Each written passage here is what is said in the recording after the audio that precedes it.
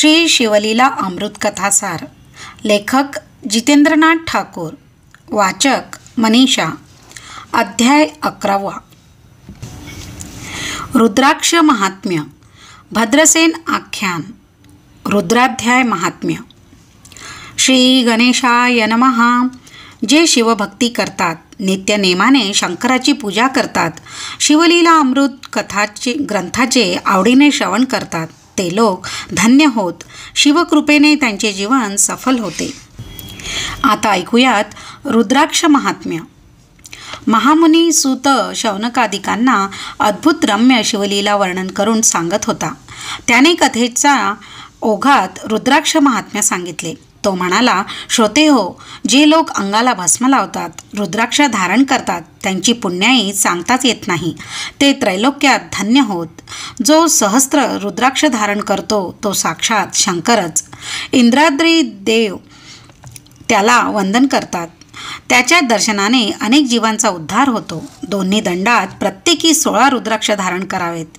शिखेला 1 रुद्राक्ष बांधावा. त्यावरून स्नान केल्याने त्रिवेणी संगमात स्नान केल्याचे पुण्य लाभते. दोन्ही मनगटात प्रत्येकी 12 रुद्राक्ष बांधावेत. याप्रमाणे कंठात 32, मस्तकाभोवती 24 तर कानाभोवती प्रत्येकी 6 रुद्राक्ष बांधावेत. गळ्यात 108 रुद्राक्षांची माळ घालावी. अशा प्रकारे रुद्राक्ष धारण करणे विशेष पुण्य फलदायी आहे. त्यामुळे मनुष्य निर्दोष होतो. एकमुखी रुद्राक्षाचे पूजन केल्याने भाग्यवृद्धी होते. 5, 6, 8 आणि 14 मुखांचे रुद्राक्ष लक्ष्मीदायक असतात. रुद्राक्षांच्या माळेवर जप केल्याने सर्व मंत्र उत्तम प्रकारे फलप्रद होतात. रुद्राक्ष शिवस्वरूप असल्याने त्याचे पूजन हे शिवपूजनच होय. रुद्राक्षाचा महिमा अतिशय थोर आहे. मी तुम्हाला त्याविषयीचा एक इतिहास सांगतो, ते तुम्ही ऐका. आता ऐकूया भद्रसेन आख्यान. भद्रसेन हा काश्मीर देशाचा राजा होता. तो प्रजा हितदक्ष, न्यायी, विवेकसंपन्न व ज्ञानी होता. त्याने लोकांना सुखात आनंदात ठेवले होते. म्हणूनच त्याचे प्रजाजन, नातलग व त्याच्या राज्यातील ब्राह्मण त्यांची मुक्त कंठाने खूप प्रशंसा करीत असत. त्याची पत्नीही सुंदर, धर्मशील, पतिव्रता आणि मृदुभाषिणी होती. त्याचा प्रधान त्याच्यासारखाच विद्वान, सत्यप्रिय आणि कर्तव्यदक्ष होता. भद्रसेन आणि त्याचा प्रधान परस्परांच्या सल्ल्याने उत्तम प्रकारे राज्य कारभार करीत असत. श्रोते हो, विद्यासंपन्न, आज्ञाधारक आणि गुणवान पुत्र, स्वामिनिष्ठ सेवक, कृपावंत, सर्वज्ञ व थोर मनाचा गुरु, प्रज्ञावंत, उदार व गुरुभक्त शिष्य, जाणकार शास्त्रज्ञ, क्षमाशील वक्ता, चतुर, प्रेमळ व सावधान असा श्रोता, तारतम्याने वागणारा, उद्योगी, लक्ष्मीवंत व औदार्य असलेला यजमान, उत्तम कुळात जन्म आणि सुंदर आरोग्य संपन्न असे शरीर, या सर्व गोष्टी पूर्वपुण्याईनेच प्राप्त होत असतात. भद्रसेन आणि त्याचा प्रधान दोघेही शिवभक्त होते. त्याने अनेक शिव अनुष्ठाने केली होती. त्या दोघांनाही पुत्र झाले. दोघेही समवयस्क होते. राजपुत्राचे नाव सुधर्म तर प्रधानपुत्राचे नाव तारक असे होते. ते जन्मापासूनच निस्सीम शिवभक्त होते. ते शंकराचे ध्यान करायचे. ते दोघेही प्रेमळ, वितरागी, सत्संगतीत रममाण होणारे, दोजनांची संगत न आवडणारे असे होते. राजपरिवारातील सर्व मंडळी त्या दोघांचे गोड कौतुक करायचे. त्यांची माता त्यांना वस्त्रालंकारांनी सजवायच्या, पण ह्या गोष्टी त्यांना जराही आवडत नसत. अलंकार काढून ठेवून ते दोघेही रुद्राक्षाच्या माळा घालीत असत. सर्वांगाला भस्म लावणे हे तर त्यांचे सर्वात प्रिय काम होते. ते एकांत प्रिय असले तरी शंकराची पूजा पाहणे, शंकराचे नामस्मरण करणे, कीर्तनात बसून शिवलीला श्रवण करणे ह्यामध्ये त्यांना विलक्षण रुची होती. 5 वर्षाच्या त्या एवढ्याशा बालकांचे ते जगावेगळे आचरण पाहून राजा आणि प्रधान यांना मोठे आश्चर्य वाटायचे. त्यांची अशी लक्षणे पाहून दोघेही मग चिंतामग्न व्हायचे. ती बालके शिक्षा करूनही ऐकत नसत. दोघांनाही त्यांच्यापुढे अक्षरशः हात टेकले होते. काय करावे तेच काही सुचत नव्हते. अशा परिस्थितीत भद्रसेनाकडे पाराशर ऋषींचे योगायोगाने आगमन झाले. त्यांच्याबरोबर इतरही तपस्वी ऋषी होते. पराशर हे वसिष्ठांचे नातू व कृष्ण द्वैपायन व्यासांचे पिता होत. ते त्रिकाल ज्ञानी होते. प्रतिसृष्टी निर्माण करण्याचे अगाध सामर्थ्य त्यांच्यात होते. त्यांचा पिता शक्ती याला राक्षसांनी खूप त्रास दिला, म्हणून पराशरांनी राक्षसांचा फार मोठ्या प्रमाणात संहार केला. तेव्हा पुलस्तीने त्यांना विनंती करून राक्षस कुळाचा विनाश थांबविला. त्यामुळे रावणाधिक राक्षस वाचले. महायोगी शुक ज्यांचा नातू आहे ते पराशर भद्रसेनाचे कुलगुरू होते. ते आल्याचे कळताच राजा प्रधानासह त्यांच्या स्वागतासाठी धावला. त्यांना साष्टांग नमस्कार करून आदरपूर्वक प्रासादात नेले. त्यांची षोडशोपचार पूजा केली. आलेल्या सर्व ऋषींचे उत्तम आदरातिथ्य केले. त्यांना वस्त्रे आभूषणे देऊन गौरविले. मग पराशरांना आपली चिंता सांगितली आणि तो म्हणाला, गुरुवर्य, माझा मुलगा सुधर्म आणि या प्रधानजीचा मुलगा तारक साधारणतः एकाच वयाचे आहेत, पण सर्वसामान्य मुले वागतात तसे त्यांचे वागणे दिसत नाही. या दोन्ही मुलांना राजविलास जराही आवडत नाही. दागदागिने घालावेत, उंची वस्त्रे घालावीत, हत्ती घोड्यांवरून हिंडावे, मौजा करावी, मस्ती करावी असे त्यांना कधीच वाटत नाही. ते विरक्तासारखे वागतात. कोणाशीही फारसे बोलत नाही. अंगावर भस्म लावावे, रुद्राक्षांच्या माळा घालाव्यात, शंकराचे ध्यान करावे असे त्यांचे जगावेगळे विचित्र छंद आहेत. हे त्यांचे वर्तन पाहून मला मोठी चिंता वाटत आहे. ही मुले पुढे राज्यकारभार कसा करतील हेच कळत नाही. आता आपणच काहीतरी सांगा. राजाने त्या दोन्ही मुलांना तेथे आणले. त्यांना पाहून पराशरांनी मंदस्मित केले. त्यांना जवळ घेऊन त्यांचे गोड कौतुक केले. त्यांचे अंतर्दृष्टीने अवलोकन केले आणि म्हणाले, राजा, हे दोघे कुमार शिवभक्त का आहेत ते मी सांगतो. आता ऐकूया महानंदेची कथा. पूर्वी काश्मीर देशातील नंदीग्राम नावाच्या नगरात महानंदा नावाची एक वेश्या राहत होती.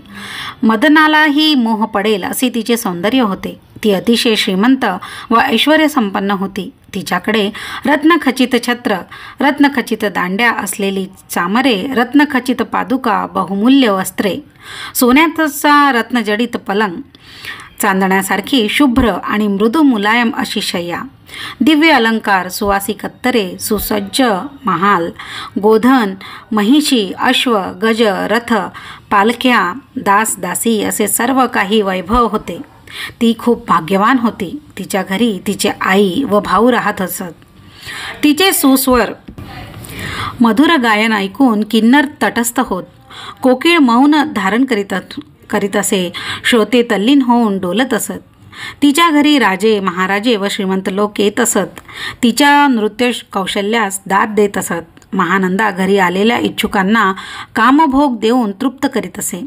वेश्या असूनही ती पतिव्रतेसारखी वागायची. ती एका रात्रीसाठी ज्या पुरुषाची सेवा करायची त्या कालावधीत तोच आपला पती आहे असे समजूनच वागायची. त्यावेळी ती अन्य कोणाचाही विचार करत नसे. मग भोगेच्छेने प्रत्यक्ष इंद्र जरी तिच्याद्वारी आला तरी उपयोग होत नसे. म्हणूनच तिचा सहवास लाभलेले राजे स्वतःला धन्य समजत असत. महानंदा परमशिवभक्त म्हणून प्रख्यात होती. ती सोमवार, प्रदोष व शिवरात्री आदी शिवव्रते करायची. ब्राह्मणांच्या हस्ते शंकराला अभिषेक करायची. रोज 1 लक्ष बिल्वदलांनी शंकराची पूजा करायची. श्रावण मासात कोटी लिंगार्चन करायची. ती उदार होती, दानशूर होती. नेहमी अन्नछत्र चालवायची. याचकांना इच्छित दान देऊन संतुष्ट करायची. भद्रसेना, आता मी काय सांगतो ते तू लक्षपूर्वक ऐक. महानंदेने आपल्या घरात 1 कोंबडा आणि 1 माकड पाळले होते. त्यांच्या गळ्यात रुद्राक्ष बांधून तिने त्यांना नाचायला शिकविले होते.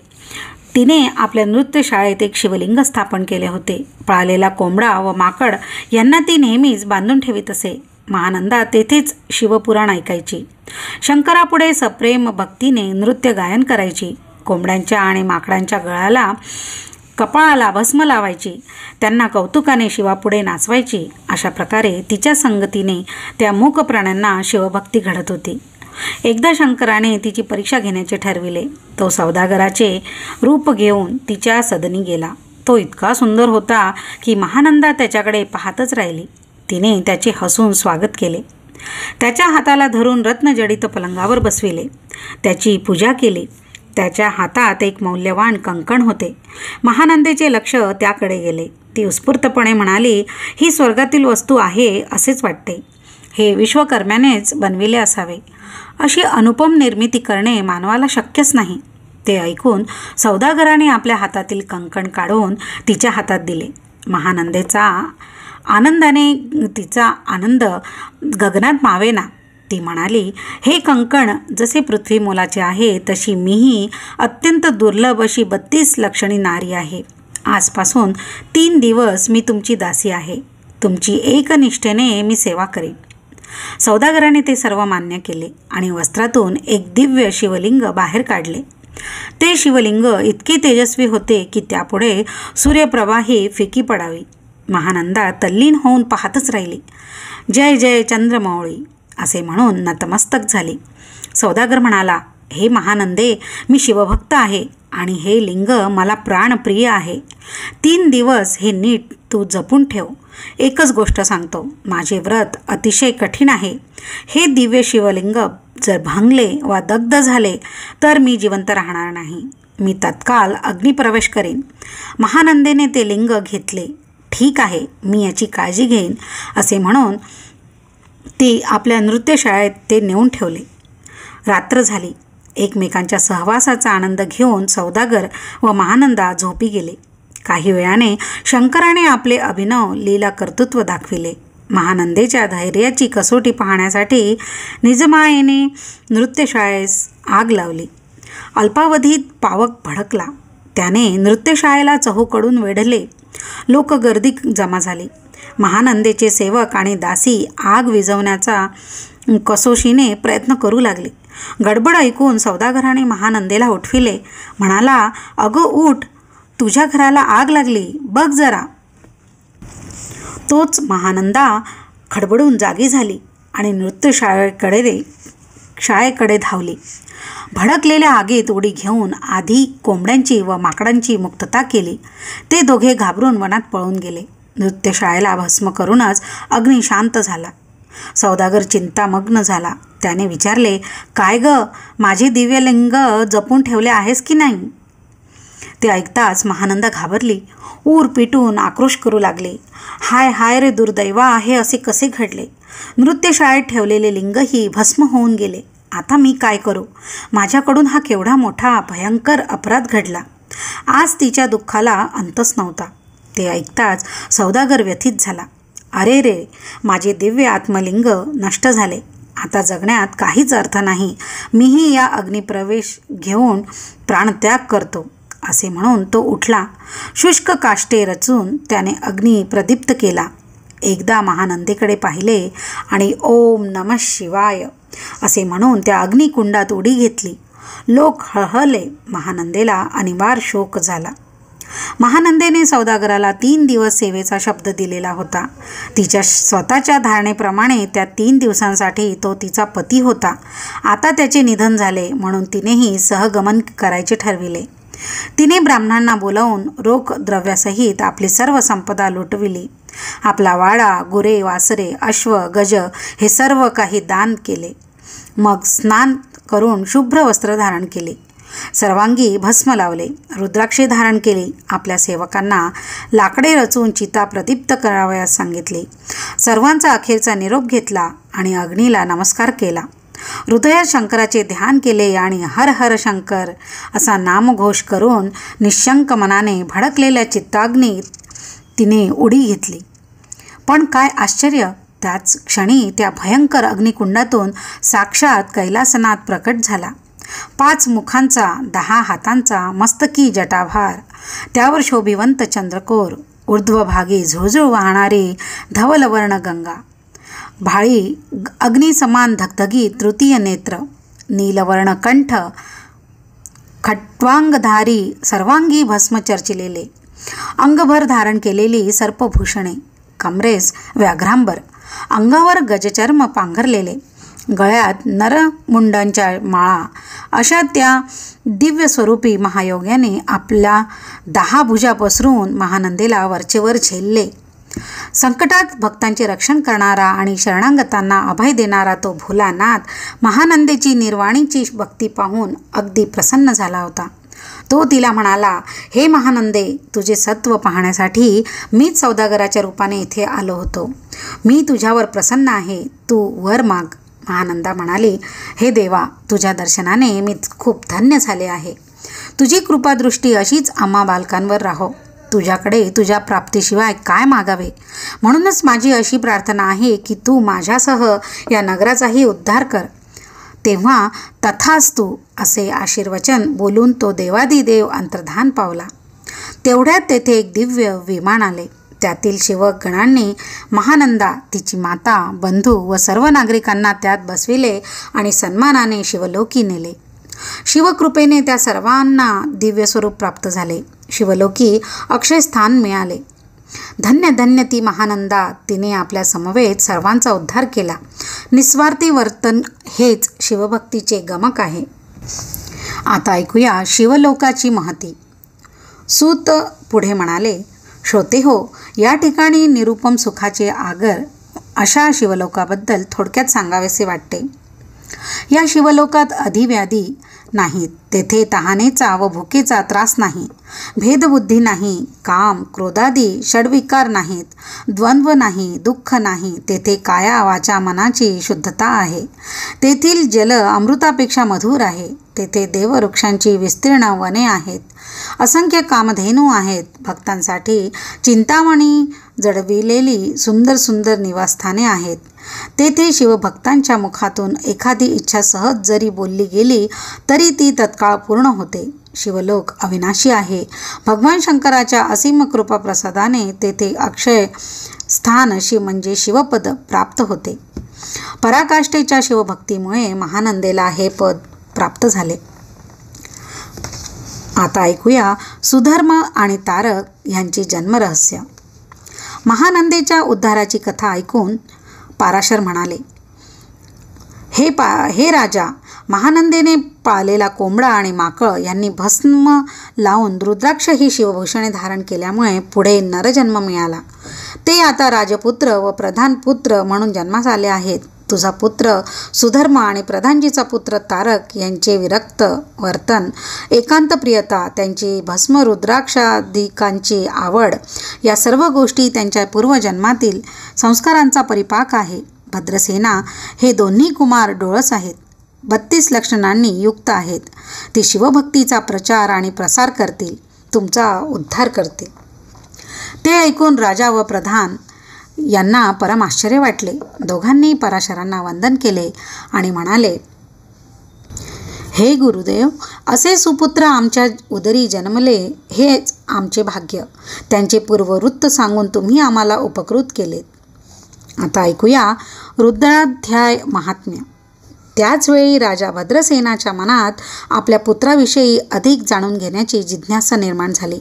तो पराशरांना म्हणाला, ऋषीवर्य, राजपुत्र सुधर्म आम्हाला किती नवसायांनी झालेला आहे हे आपण जाणता. तो तर माझा प्राण आहे. तरी कृपा करून त्याचे आयुष्यमान किती आहे आणि तो किती वर्ष राज्य करील त्याविषयी काही सांगा. तेव्हा पाराशर म्हणाले, राजा, प्रत्यक्ष प्रचिती येईल असे बोलले पाहिजे. पण येथे मी खरे बोलतो तर ते तुला सहन होणार नाही आणि ते तुला विषाहूनही कटू वाटेल. ते ऐकताच तू आणि तुझे सभाजन दुःखी व्हाल. राजा म्हणाला, संकोच करू नका. जे असेल ते स्पष्ट सांगा. ऋषी म्हणाले, राजा, आजपासून 7व्या दिवशी तुझ्या मुलाला 12 वर्षे पूर्ण होतील. त्या दिवशी त्याला मृत्यूयोग आहे. ते ऐकताच राजावर जणू वज्राघात झाला. तो कोलमडला. मूर्छित होऊन एकदम धरणीवर कोसळला. प्रधानाला रडू आले. सभेतील मान्यवर दुःखसागरात बुडाले. अंतपुरातील राजस्त्रियांनी तर मोठाच आकांतक मांडला. पराशरांनी राजाला सावरले. त्याला सावध केले व म्हणाले, राजा, स्वतःला आवर. धैर्य सोडून कसे चालेल. आता मी काय सांगतो ते लक्षपूर्वक ऐक. जेव्हा पंचमहाभूते नव्हती, चंद्र सूर्य नव्हते, मायामय विकार नव्हते, तेव्हा सर्वत्र ब्रह्मच होते. तेच शिवतत्व होय. या सनातन परब्रह्माच्या ठाई मी ब्रह्म आहे असे जे पहिले स्फुरण झाले, त्यातूनच शिव इच्छेने महत्त्व महत्त्व आणि त्रिविध अहंकार उगम पाहून सृष्टीचा पसार वाढला. हे सृष्टी कार्य व्यवस्थित चालावे म्हणून त्या ब्रह्मरूप शंकराने आपल्या सत्वांशाने विष्णू, रजांशाने ब्रह्मदेव आणि तमाशाने रुद्राची निर्मिती केली. त्याने ब्रह्मदेवाला सृष्टी रचना करण्यास सांगितली. तेव्हा ब्रह्मदेव म्हणाला, स्वामी, मला सृष्टी रचनेचे ज्ञान नाही, मी काय करू? तेव्हा आदिपुरुष शंकराने त्याला 4 वेद सांगितले. त्यानंतर रुद्राध्याय सांगितला. त्याचे महत्त्व सांगताना तो म्हणाला, हा रुद्राध्याय अत्यंत पवित्र असून तो 4ही वेदांचे सार आहे. या रुद्राध्यायापेक्षा गुह्य असे ज्ञान त्रिभुवनात नाही. याहून मोठे साधन नाही. हा शिवरूप आहे, तो काळजीपूर्वक जतन कर. जे याचे श्रवण पठण करतील ते पावन होतील. त्याच्या दर्शनाने अन्य जीव तरून जातील.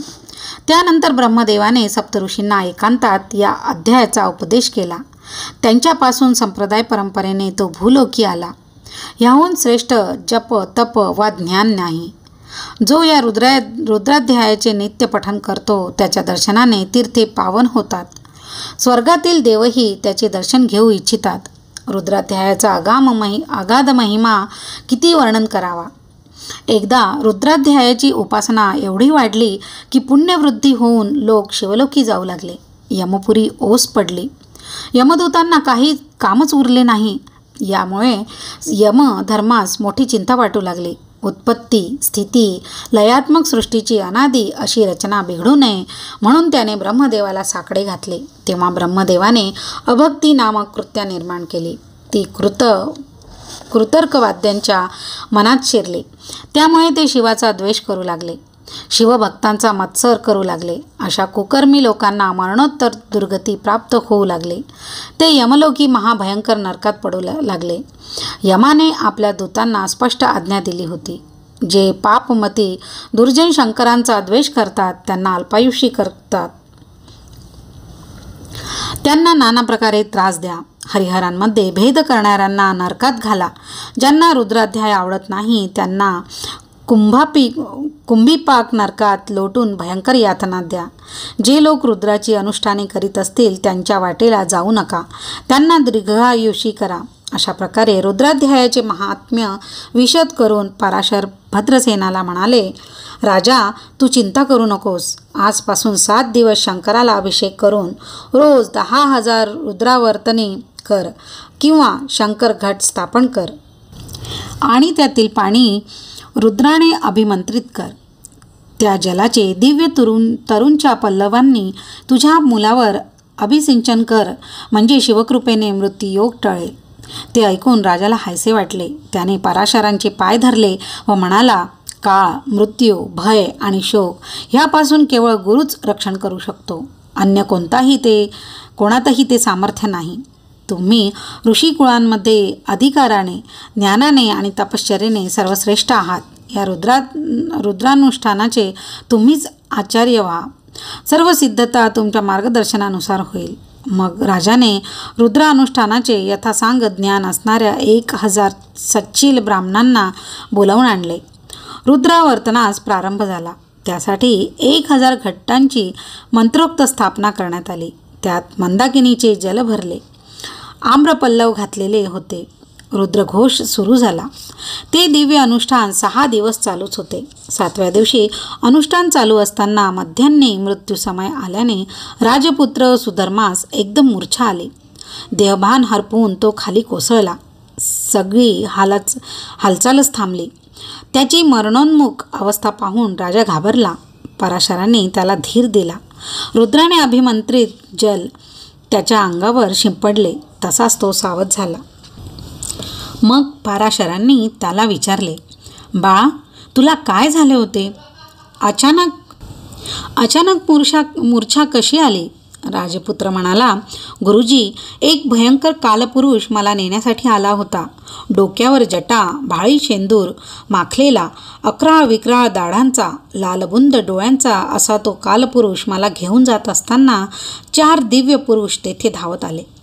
पंचवदन, 10 भुजांचे, सर्वांगी भस्म लावलेले, व्याघ्रांबर परिधान केलेले, 10 आयुधांनी सुसज्ज आणि ब्रह्मांडात अतुलनीय अशा त्या देदीप्यमान पुरुषांनी मला त्याच्या तावडीतून सोडविले आणि त्या कालपुरुषाला मारत मारत घेऊन गेले. पुढे काय झाले ते मला माहिती नाही, कारण मला जाग आली. ते ऐकून भद्रसेनाच्या डोळ्यात आनंदाश्रू तरळले. अंगी रोमांच दाटले. तो शंकराचा जय जयकार करू लागला. त्याने ब्राह्मणांना दंडवत घातले. देवांनीही पुष्पवर्षाव करून आपला आनंद व्यक्त केला. राजपुत्राचा अपमृत्यू टळला म्हणून प्रजेने आनंदोत्सव केला. लोक शिवलीलांचे गायन करू लागले. मंगलवाद्यांच्या निनादाने त्या जल्लोषात अधिकच भर घातली. मग भद्रसेनाने विधीनुसार होम हवन केले. आमंत्रित सर्व ब्राह्मणांना षडस अन्नांचे भोजन दिले. त्यांना दिव्य वस्त्रालंकार व अमूल्य भेटवस्तू दिल्या. द्रव्य भांडार उघडून अगणित दक्षिणा दिली. अपरंपार दानधर्म करून याचकांना संतुष्ट केले. ब्राह्मणांनी मंत्राक्षता देऊन तुझ्या मुलाचे कल्याण हो, त्याला सर्वत्र विजय मिळो, अशा प्रकारे राजाला अनेक शुभ आशीर्वाद दिले. त्याचवेळी त्या आनंदोत्सवात आणखी एक आश्चर्य घडले. सुगंधी पुष्पवृक्षांच्या वनात वसंत ऋतूचे आगमन व्हावे. स्वर्गातील गंगा काशीला यावी. अर्पणेने पांढऱ्या कमलपुष्पांनी शिवार्चन करावे. दुर्दैवी मनुष्याला चिंतामणी सापडावा. भुकेल्यापुढे क्षीराब्धीने धावत यावे. तसे घडले. तेथे त्रिभुवनात वंदनीय असणाऱ्या नारदांचे आगमन झाले. व्यास, वाल्मिकी, ध्रुव, प्रल्हाद हे ज्यांचे शिष्य, जे 14 विद्या व 64 कलांचे जाणकार, साक्षात नारायण स्वरूप, अन्याय होत असल्यास इंद्रालाही दंड करण्यास मागे पुढे न पाहणारे, ब्रह्मांड रचना मोडून पुनःसृष्टीचे अगाध सामर्थ्य असलेल्या अशा विधिसूद नारदांना तेथे आलेले पाहून यज्ञकुंडातील अग्नी मूर्तरूप झाला. दक्षिणाग्नी, गार्हपत्य अग्नी आणि आह्वनीय अग्नी या आपल्या 3 रूपांनी त्यांच्या स्वागतासाठी धावला. भद्रसेन, त्याचा प्रधान, पाराशर आणि उपस्थित ब्रह्मवृंद यांच्या आनंदाला पारावार उरला नाही. सर्वांनी त्यांना वंदन केले. दिव्य आसनावर बसवून भद्रसेनाने नारदांची पूजा केली. प्राथमिक पाहुणचार झाल्यावर राजाने त्यांना क्षेमकुशल विचारले. मग हात जोडून म्हणाला, हे देवर्षे, आपणास अतींद्रिय दृष्टी आहे. आपण त्रिभुवनात सर्वत्र संचार करता. येथे येण्यापूर्वी आपण एखादी अपूर्व गोष्टी पाहिली असल्यास त्याविषयी मला काही सांगा. नारद म्हणाले, राजा, तेथे येताना मी वाटेत 5 मुखे व 10 हात असलेले अत्यंत तेजस्वी असे 4 शिवदूत पाहिले. ते मृत्यूला बांधून नेत होते. धन्य धन्य ते रुद्र अनुष्ठान. त्याने तुझ्या मुलाचा अपमृत्यू टळला. त्याच्या रक्षणासाठी त्या कृपाळू शंकराने स्वतःच्या पुत्राला म्हणजे वीरभद्राला पाठविले होते. वीरभद्र मृत्यूला जाब विचारित होता. तो कोणाच्या आज्ञेने सुधर्माला नेत होतास? तुला रुद्रमहिमा ठाऊक आहे ना? मग शिव आज्ञेचे उल्लंघन करण्याचे धाडस कसे केलेस? भद्रसेनाचा हा पुत्र दीर्घायुषी आहे. तो सार्वभौम राजा होणार आहे. यमही विचारात पडला. त्याने चित्रगुप्ताकडे चौकशी केली. तो म्हणाला, सुधर्माची पत्रिका मी स्वतः वाचली आहे. त्याला 12व्या वर्षी मृत्यूयोग होताच, पण रुद्र अनुष्ठानाच्या महत्पुण्याईने कुयोग टळला आहे. यमाला आपली चूक कळून आली. या नकळत घडलेल्या अपराधाबद्दल त्याने वीरभद्राची क्षमा मागितली. तेव्हा वीरभद्राने त्याला जाऊ दिले. ते ऐकताच भद्रसेनाने नारदांना साष्टांग वंदन केले. नारद निघून गेल्यावर त्यांच्या सूचनेनुसार भद्रसेनाने रुद्रावर्तने पुन्हा केली. नगरीत मोठा उत्साह केला. या रुद्राबद्दल अधिक काय सांगावे? त्याची 100 आवर्तने केल्यास मनुष्य शतायुषी होतो. त्या रुद्राचे महात्म्य सांगणाऱ्या या 11व्या अध्यायाचे नित्य पठण केल्यास मनुष्य निर्दोष होतो. शिवचिंतनाने शिवस्वरूप होतो. याच देही मुक्त होतो. त्याच्या चरणतीर्थाने अनेकांचा उद्धार होतो. असो, पराशरांनी योग्य वेळी योग्य मार्गदर्शन करून आपल्या पुत्राला सर्वार्थाने सुखरूप केले आणि भद्रसेनाने त्यांचा मोठा सन्मान केला. त्यांना अपार धन देऊन संतुष्ट केले. पराशरांनी राजपरिवाराला अनेक आशीर्वाद दिले. भद्रसेनाचे हे आख्यान जे वाचतील त्यांना दीर्घायुष्य व उत्तम संतती प्राप्त होईल. त्यांना कलिकाळाचे भय राहणार नाही. त्यांना शिवलोकात मरणोत्तर गती प्राप्त होईल. या कथेचे भावभक्तीने श्रवण पठण केले तर 1000 कपिला गायी दान दिल्याचे पुण्य लाभेल. अक्षम्य, अभक्ष, भक्षण, मद्यपान, ब्रह्म इत्यादी महापातके नष्ट होतील. या अध्यायाचे त्रिकाल वाचन केल्याने गडांतरे दूर होतील. कलियुगात शिवकीर्तनाचा महिमा विशेष आहे. शिवलीलामृत ग्रंथाचे श्रवण पठनरूपी अनुष्ठान केल्याने आयुष्यहीन लोकांना दीर्घायुष्य लाभते. असो, पुढे भद्रसेनाने सुधर्माला राज्याभिषेक केला. तारक यास युवराजपद दिले. त्यानंतर प्रधानाला बरोबर घेऊन तो तपश्चर्येसाठी वनात निघून गेला. त्यांच्या उपासनेवर प्रसन्न झालेल्या शंकराने त्यांना दिव्य विमानातून सन्मानाने निजलोकी नेले. त्यांच्या इच्छेने ते ब्रह्मलोकात आणि वैकुंठातही निवास करू लागले. शेवटी शिवरूप होऊन कैलास क्षेत्री ते राहिले. आता ऐकूया फलश्रुती. कवी म्हणतो, हा 11वा अध्याय म्हणजे 11 रुद्रांची वाङ्मय मूर्तीच आहे. इच्छित फल देणारा कल्पवृक्ष आहे. त्याचे श्रवण पठण केल्याने 11 रुद्र संतुष्ट होतात. जे मृत्युंजय मंत्राचा जप करतात ते रुद्राचे अनुष्ठान करतात. त्यांना ग्रहपीडा, विघ्ने, दारुण रोग व पिशाचबाधा यांचा त्रास होत नाही. यावर विश्वास ठेवणार नाही तो अल्पायुषी होईल. जो ह्याची निंदा करील त्या दुर्जनाला स्पर्शही करू नये. धीक त्याचे जिणे, धीक त्याची संगती, त्याच्याशी बोलणे म्हणजे महापाप. त्याला घरी आणू नये, त्याच्याही घरी जाऊ नये. सिंहाच्या गुहेप्रमाणे ते दुरूनच टाळावे. अहो, विष खाणाऱ्यांच्या पंक्तीत बसणाऱ्यावर मृत्यू येणारच. म्हणूनच अशा दुष्टांची संगत टाळावी. ज्यांना संपूर्ण शिवलीला अमृत ग्रंथाचे वाचन करणे शक्य होत नाही त्यांनी हा अध्याय तरी वाचावा. या अध्यायाचे नित्य पठण केल्याने नित्य रुद्रानुष्ठान केल्याचे पुण्य लाभते. त्या उपासकाच्या घरी सुख, शांती व समाधान नांदते. श्रीधराचे स्वामी सद्गुरू ब्रह्मानंद हे शिवस्वरूपच आहेत. ते शिवतत्वच जगाच्या आनंदाचे आदिबीज आहे. ते अभंग आहे, अक्षय आहे. स्कंद पुराणातील ब्रह्मोत्तर खंडात असलेल्या शिवलीलामृत या महान ग्रंथाचा हा 11वा अध्याय अतिशय गोड आहे. सज्जनांनी तो नित्य श्रवण पठण करावा. अशा प्रकारे अध्याय 11वा समाप्त झाला. श्री सांब सदा शिवार्पणमस्तु.